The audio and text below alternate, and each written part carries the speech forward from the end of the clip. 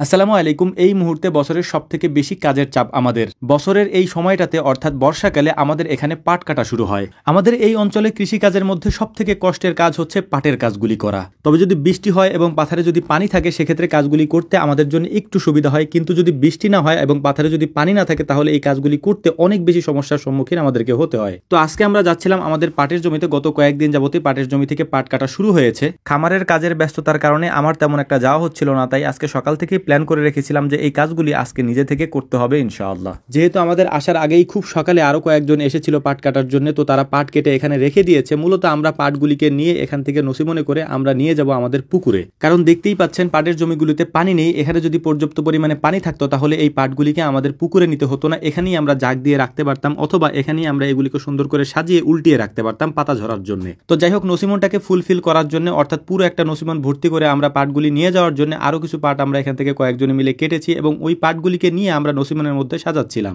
গুড়ি গুড়ি বৃষ্টি হচ্ছে, এর পাশাপাশি ভ্যাপসা গরম, এর মধ্যেই এই কাজগুলি আমাদেরকে করতে হচ্ছিল। শুধু আমাদেরকে না, আমাদের আশেপাশে আপনি যেদিকেই তাকাবেন শুধু পাটই দেখতে পারবেন। তো সবাই এই কাজগুলি করছিল, তো সবারই এই কাজগুলি করতে অনেক কষ্ট হয় এই সিজনে, যেহেতু বৃষ্টি কাদার মধ্যে এই কাজগুলি করতে হয়। এর পাশাপাশি যদি রোদ ওঠে সেক্ষেত্রে আরো কষ্ট হয়। নসিমনটাকে আমরা সাজাচ্ছিলাম, কাজের ফাঁকে আমাদের খাবার আসার কথা, কিন্তু খাবার যখন আসতেছিল না আমরা অপেক্ষা করছিলাম। তো ওরা কয়েকজনে মিলে আমাদের পাশে যে কচু ক্ষেত আছে এই কচু ক্ষেত থেকে ওরা কিছু লতি তুলতেছিল।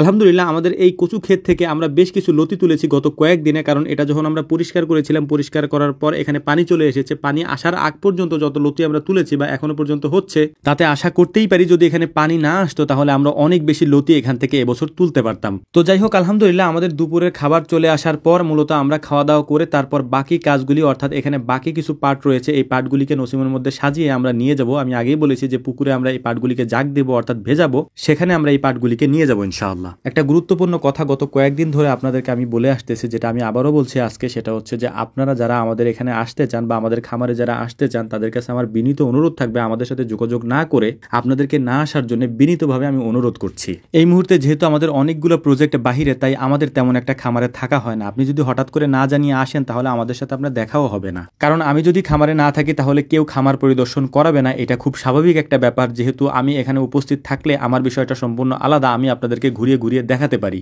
আমি আবারও অনুরোধ করে বলছি, আশা করি আমার কথাগুলি বুঝতে পেরেছেন। তো যাই হোক, আলহামদুলিল্লাহ আমরা পাটগুলিকে আমাদের নসিমনের মধ্যে সাজিয়ে সুন্দর করে আমরা চলে এসেছি পুকুর পাড়ে, অর্থাৎ আমরা এই পুকুরের মধ্যেই পাটগুলিকে এখন নামাবো।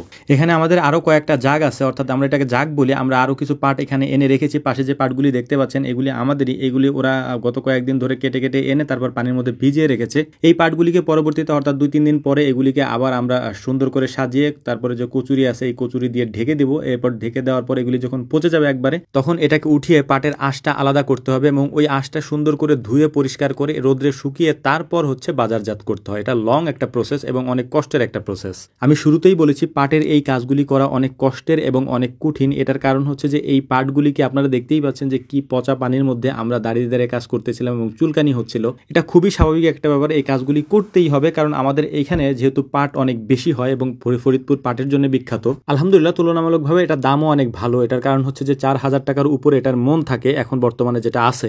তো যাই হোক, আমাদের জন্য দোয়া করবেন, আল্লাহ তাআলা যেন আমাদের ব্যবসায় বারাকা দান করেন, আমাদের খামারে বারাকা দান করেন। আসসালামু আলাইকুম রহমতুল্লাহ।